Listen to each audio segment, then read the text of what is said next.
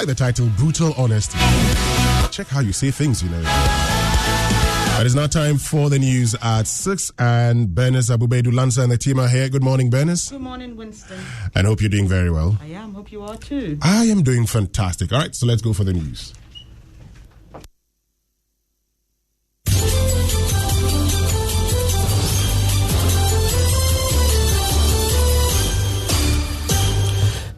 It's Monday, the 24th of August, 2020. Hello and welcome to Joy News at 6 with me, Bernice Abubedu-Lansa.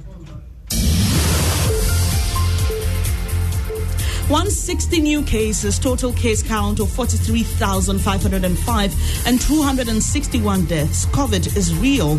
Coming up this morning, New Patriotic Party asks Ghanaians for a second term to enable it consolidate gains it made in socio-economic development. We should vote for Nana so that he will provide the leadership of service to deliver on our promises, the leadership of service to protect our progress, and the leadership of service to transform Ghana for all. More from the launch of the party's 2020 manifesto over the weekend, and 2020 flag bearer of the Convention People's Party, Ivor Greenstreet, says he'll continue to lead the party until Ghanaians give him the mandate to govern the country. So they were also asked, but why come again? And they were challenged. I think Akufo-Addo was challenged heavily by competitors in his own party. So clearly, it is politics. It is a competition. And it is the same in the Convention People's Party. In business, ratings agency Fitch warns the economy may go through difficult times come next year if fiscal imbalances are not addressed. Details in 15 minutes. Also in this package, former President John Mahama describes controversial Japan mineral royalties agreement as a shady deal that amounts to theft. If I become president, I will not respect that agreement. We've got details in a moment.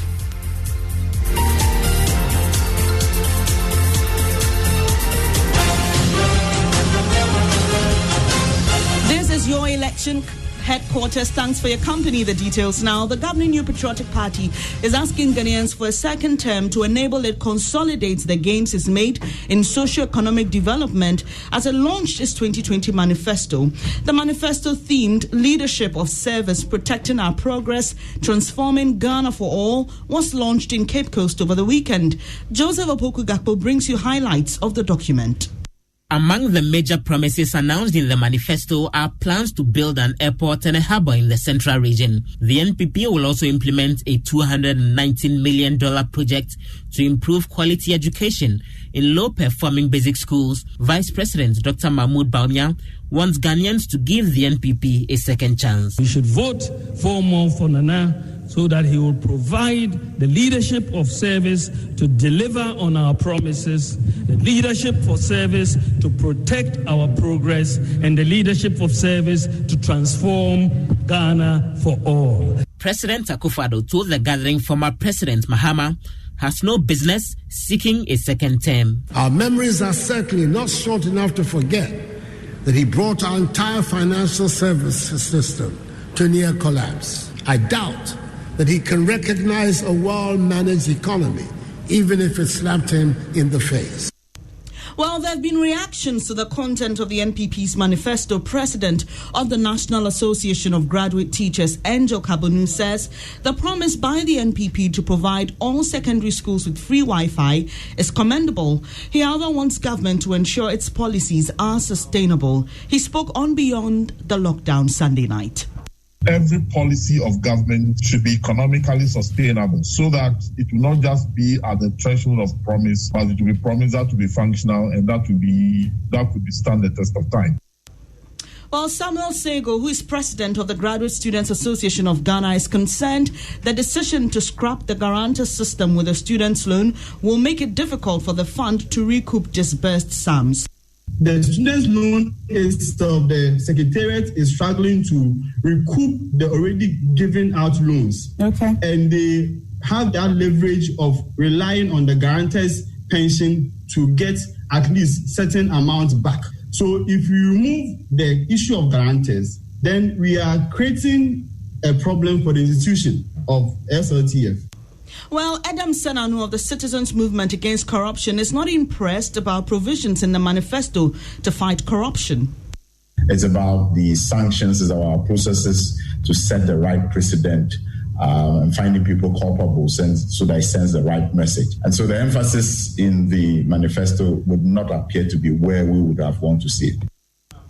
Adam Senanu is with Citizens Movement Against Corruption. Still on election-related news, former President John Mahama has described the controversial Japan Mineral Royalties Agreement as a shady deal that amounts to theft. The former president says he will not respect this agreement if he's re-elected. Parliament passed it 2 weeks ago to allow the state mortgage royalties from gold in exchange for $500 million. Speaking to XYZ TV during his tour of the OT region, former President Mahama said the agreement contravenes Ghana's money laundering laws. He accused President Akufo-Addo and his family members of acting with impunity. If I become president, I will not respect that agreement.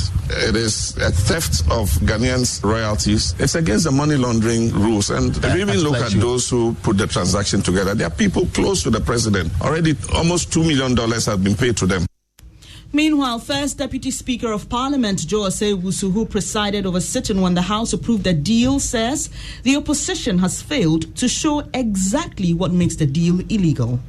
I'm still yet to find out what is their complaint. There's nothing, actually. All we're trying to do is to maximize advantage. So we are deciding that the value of the shares, we will trade it on the international market and get money, and then leverage that to take loan to develop our country. I'm trying to find anybody saying that there's anything wrong with this arrangement. First Deputy Speaker of Parliament, Joe Osei-Wusu there. The 2020 flag bearer of the Convention's People's Party, Ivor Greenstreet, says he'll continue to lead the party until Ghanaians give him the mandate to govern the country. Mr. Greenstreet was re-elected as the party's presidential candidate for the 2020 polls over the weekend. He led the party into the 2016 elections and secured 0.1% of total votes. In an interview with Joy News, he indicated his poor performance in the last election won't be a barrier to achieving his dreams. Here's a News Desk report. I do declare Ivor Greenstreet. That's the Director of Electoral Services at the Electoral Commission, Dr. Sribokweko, declaring results of candidates who won at the National Congress, including Ivor Greenstreet, the 2020 flag bearer. And this is a wake-up call to Ghanaians. The CPP is not dead. Vice Chairman John Ben Daniels admits the CPP is not in good shape, but says the newly elected executives would fashion out strategies to restore the image of the CPP. So if the last time the party performed abysmally, this time around, the policies we are going to put in for the next 3 months is going to galvanize us to perform well in the coming election. That was a News Desk report. While Mr. Greenstreet says he'll continue to contest until the people of Ghana give him the nod to lead the country. I think Akufo-Addo was challenged heavily by competitors in his own party, who obviously felt he did not have the qualities to lead the party or lead the nation. Professor Atta Mills was challenged by even the wife of the founder of the party. So clearly, it is politics. It is a competition. And it is the same in the Convention People's Party. Ivor Greenstreet is CPP's 2020 presidential flag bearer. And radio indeed gets results. This has been the hallmark of your superstation, Joy 99.7 FM. Hope you remember Dari Paul, the 80-year-old woman with leprosy who featured in Seth Kwame Boateng's Withered Skin. Well, the good news is that she will in the next few days move into her new house built for her by Vice President Dr. Baumia. Upper West correspondent Rafiq Salam has more.